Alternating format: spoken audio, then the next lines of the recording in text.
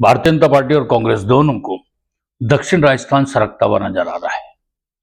और आए भी क्यों नहीं। जिस तरीके की स्थिति पिछले कुछ साल डेढ़ साल में बनी है, उसने भारतीय जनता पार्टी और कांग्रेस दोनों की पूरी तरीके से हवा निकाल रखी है। और ये हवा निकाल किसी ने नहीं रखी, सिर्फ एक व्यक्ति है जो वहां का सांसद भी बन गया, उसका नाम राजकुमार रौत।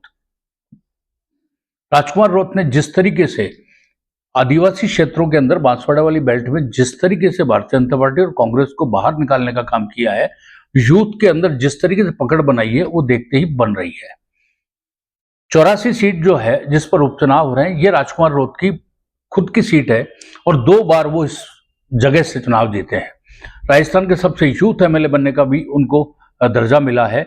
और इसके बाद जब लोकसभा चुनाव हुए तो राजकुमार बांसवाड़ा डूंगरपुर से चुनाव जीत गए और भारी मतों से ही नहीं जीते, लोगों के भारी समर्थन को भी उन्होंने हासिल किया।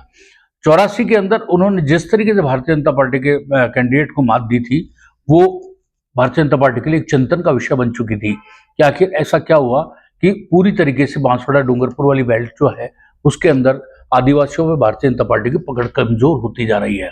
राजकुमार रौत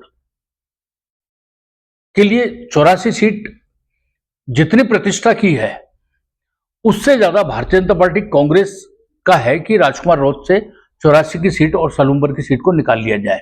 लेकिन फिलहाल जो स्थितियां बनी हुई है उसको देखते हुए बड़ा मुश्किल सा नजर आ रहा है।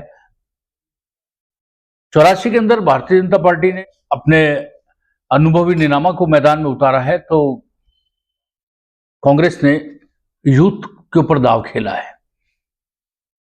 अनिल कटारा को ने बाप से दस्तक दी है चुनाव में, जिसकी पूरी कमान राजकुमार रौत ने संभाल रखी है। राजकुमार रौत के पास कमान बांसवाड़ा की भी है, डूंगरपुर की है, और इसके अंदर बाप के जितने 3 एमएलए हैं पूरी ताकत से लगे हुए, जिन्हें पूरा भरोसा है कि इस बार सलूम्बर में भी पूरी तरीके से भारतीय जनता पार्टी को बाहर करने का वो काम करेंगे। उनका दावा है कि यूथ तो उनके साथ है ही है, आदिवासी तो उनके साथ है ही, एससी और एसटी भी उनके साथ पूरी तरीके से जुड़ा हुआ है, और इसके साथ ही ओबीसी भी साथ है। यानी कास्ट के जो फैक्टर्स हैं आदिवासी बेल्ट के, वो सब के समर्थन का बाप दावा कर रही है। भारतीय जनता पार्टी ने पूरी ताकत झोंक दी है। भारतीय जनता पार्टी के मंत्री बाबूलाल खराडी सलूम्बर 84 सीटों के ऊपर पूरी तरीके से डटे हुए और स्टेट गवर्नमेंट की जो पॉलिसीज और जो काम है उसके आधार पर वोट मांग रहे हैं। लेकिन राजकुमार रौत का यह कहना कि आदिवासी हिंदू नहीं है ने एक नई बहस छेड़ रखी है, और उसको लोगों ने एक्सेप्ट भी किया है। और आदिवासियों के इसमें जो यूथ था वो पूरी तरीके से अब राजकुमार रौत के साथ चलने लगा है। और राजकुमार रौत का जो तरीका है, एक आम इस तरीके का व्यक्ति है वो, जिस तरीके से आदिवासी एक सांसद भी बन गए वो, लेकिन उन्होंने अपनी धरती को नहीं छोड़ा। वो आज भी घर से जब निकलते हैं सुबह अपने प्रचार पे निकलते हैं, तो वही एक कपड़े के अंदर 2 रोटी और सब्जी बांधकर निकलते हैं, और वो ही उसी देशी तरीके से खाना खाते हैं।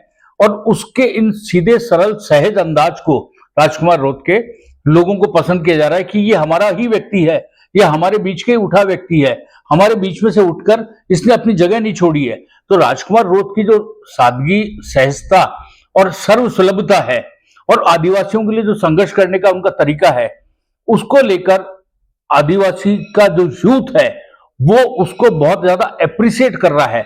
और यूथ लॉबी एक तरीके जिस तरीके से बाप के फेवर में जा रही है, राजकुमार रौत के साथ जा रही है, वो एक भारतीय जनता पार्टी और कांग्रेस दोनों के लिए चिंतन का विषय बना हुआ है। ये दोनों सीटें 84 में तो अभी जो स्थिति है वर्तमान, जिस तरीके से हम लोग वहां 84 और सलूम्बर में दौरा करके आए, उसके आधार पर तो अभी भारतीय जनता पार्टी और कांग्रेस को काफी मशक्कत की जरूरत है। हालांकि ये बताया जा रहा है कि मुकाबला ट्रायंगल है। अब ट्रायंगल मुकाबला है, लेकिन लोगों के अंदर जो चीज है यूथ के साथ में, यदि यूथ कन्वर्ट हो जाता है पूरी तरीके से, तो ये मान के चलिए कि भारतीय जनता पार्टी और कांग्रेस को काफी मशक्कत की जरूरत है। हालांकि ये बताया जा रहा है कि मुकाबला ट्रायंगल है। अब ट्रायंगल मुकाबला है, लेकिन राजकुमार रौत का जीतना लगभग तय है, यानी उनकी पार्टी के 84 और सलूम्बर सीट दोनों उनके पास जाना तय है।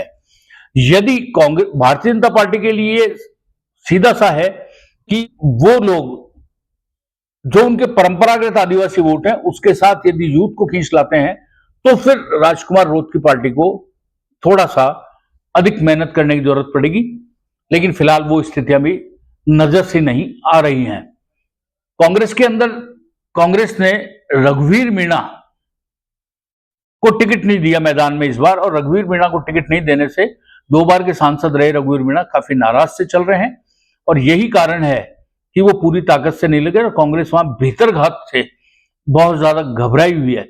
तो सारी स्थितियों का एक बार एनालिसिस किया जाता है तो जो घड़ी की सुई है, वो जो जीत का ग्राफ जा रहा है, घड़ी की सुई की जो बढ़त बता रही है, वो राजकुमार रोत की पार्टी बाप की तरफ जा रही है, और भारतीय जनता पार्टी दूसरे नंबर पर इस समय अपनी घड़ी को दौड़ाने का काम कर रही है। कोशिश कांग्रेस भी कर रही है कि किसी तरीके से उस गति को पकड़ सके, लेकिन होना जो भी है, 13 तारीख को वोटिंग किस तरीके से होती है उस पर सारा दारोमदार है। बहरहाल स्थिति 84 और सलूम्बर में इस बार एक नया इतिहास लिखने की ओर संकेत कर रही है।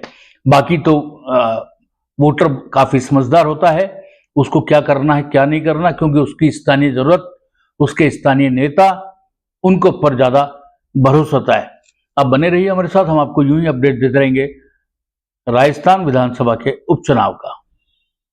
स्थिति 84 और सलूम्बर में इस बार